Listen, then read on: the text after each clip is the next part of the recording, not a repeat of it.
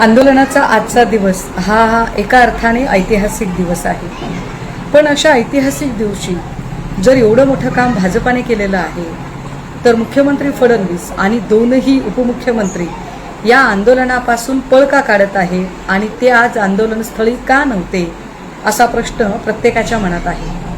पण त्याही पेक्षा एक मोठं कोडं पडलंय ते असं की भाजपाचे सगळे नेते एकजात ट्विट करत सुटलेले आहेत की भल्या भल्या मातब्बर मराठा नेत्यांना जे जमलं नाही ते देवेंद्र फडणवीसांनी करून दाखवलं.